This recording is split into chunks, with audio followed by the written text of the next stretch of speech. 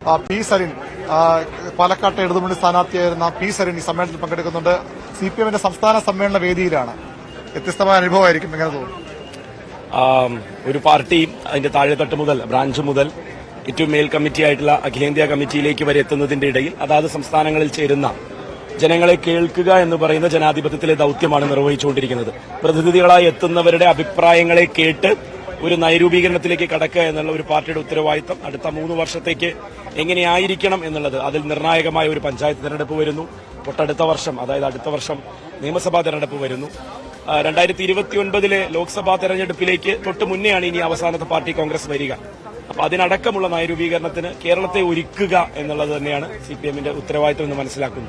സാധാരണ ഈ സിപിഎം സമ്മേളനങ്ങളിലൊക്കെ പ്രത്യയശാസ്ത്രം, പാർട്ടിക്ക് ഉള്ളിലെ പ്രശ്നങ്ങൾ, രാഷ്ട്രീയ ചർച്ചകളാണ് ഏറെക്കുറെ നടക്കാറുള്ളത്. പക്ഷെ ഇപ്പോൾ ഇവിടെ കൂടുതൽ കേൾക്കുന്നത് വികസനം എന്നൊരു കാര്യമാണ്, പുതിയ നയരേഖയാണ്. അങ്ങനെ ഒരു മാറ്റം സിപിഎമ്മിലേക്ക് വരുന്നതിന് എങ്ങനെയാണ് ശ്രമിച്ചത്? തീർച്ചയായിട്ടും അത് സിപിഎമ്മിന്റെ ഉത്തരവാദിത്തമാണ്. ഈ നാടിനോടുള്ള ഒരു റിന്യൂഡ് കമ്മിറ്റ്മെന്റ് ആണ്. നോക്കൂ, 4 കോടി മനുഷ്യരുള്ള ഈ നാടിന് കഴിഞ്ഞ 7 പതിറ്റാണ്ടുകളായി വന്നിരിക്കുന്ന മാറ്റങ്ങളെയും ഇനി അങ്ങോട്ട് നമ്മളൊരു പ്രായോഗികമായി പറയുകയാണെങ്കിൽ ഒരു 3 പതിറ്റാണ്ട്, അങ്ങനെ അതിന്റെ ഒരു 100 വർഷത്തെ ഒരു ടൈം ലൈനെ നമ്മൾ അടയാളപ്പെടുത്തുമ്പോൾ അടുത്ത 30 വർഷത്തേക്ക് അതിനെ നോക്കിക്കാണാൻ ഒരു പ്രസ്ഥാനത്തിന് കഴിയുക എന്നുള്ളത് അതിന്റെ ഉത്തരവാദിത്തമാണ്. ആ ഉത്തരവാദിത്തം സിപിഎം നിർവഹിക്കുന്നു. മറ്റു പലർക്കും അതിനുള്ള ത്രാണിയില്ല. അതാണ് യാഥാർത്ഥ്യം.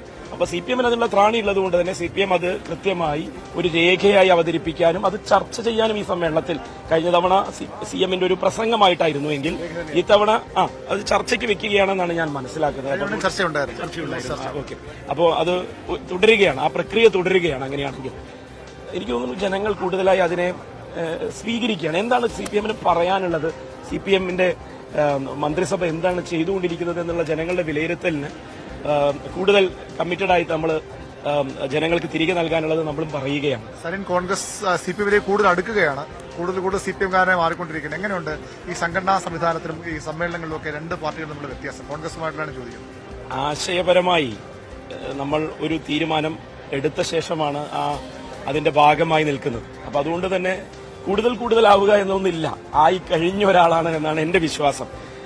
താരതമ്യം ചെയ്യാൻ ഞാൻ ആളല്ല, അത് ജനങ്ങളാണ് ചെയ്യേണ്ടത്. ജനങ്ങളുടെ മുന്നിൽ മാതൃകകളുണ്ട്. ഒരു പാർട്ടിയുടെ അഖിലേന്ത്യാ നേതൃത്വം ആ പാർട്ടിയിലെ സംസ്ഥാന നേതാക്കളെ മുഴുവൻ വിളിച്ച് ഒരു ദിവസം നീണ്ടുനിന്ന ചർച്ചയ്ക്ക് ശേഷം ഒറ്റക്കെട്ടാവാൻ തീരുമാനിച്ചു എന്ന് പറഞ്ഞ് ജനങ്ങളുടെ മുന്നിലേക്ക് വരികയും മറ്റൊരു പാർട്ടി ആ നാട്ടിൽ നിന്ന് തന്നെ ബ്രാഞ്ച് മുതൽ സംസ്ഥാന സമ്മേളനം വരെ നടത്തി ഞങ്ങൾ ഇതൊക്കെയാണ് ഈ നാടിനു വേണ്ടി ചെയ്യാൻ പോകുന്നത് എന്ന് പറയുകയും തമ്മിലുള്ള വ്യത്യാസം ജനങ്ങൾ വിലയിരുത്തട്ടെ. അതുതന്നെയാണ് സരിന്റെ അഭിപ്രായം. സരിൻ സംസ്ഥാന സമ്മേളനം നടക്കുന്ന വേദിയിലേക്ക് അല്പസമയം മുമ്പാണ് എത്തിയത്. സിപിഎമ്മിന്റെ മറ്റു പ്രധാനപ്പെട്ട നേതാക്കളുമൊക്കെ ഇവിടെയുണ്ട്. സരിൻ സ്വാഭാവികമായും സിപിഎമ്മിന്റെ അംഗമായിട്ടില്ല, പക്ഷേ സിപിഎമ്മായി കഴിയുമെന്ന് തന്നെയാണ് പറഞ്ഞത്. എ കെ ബാലൻ മുതിർന്ന നേതാവാണ് അദ്ദേഹമാണ് ഇന്ന് ഇവിടെ ഈ പാർട്ടി പതാക ഉയർത്തുന്നത്. പ്രസിഡിയം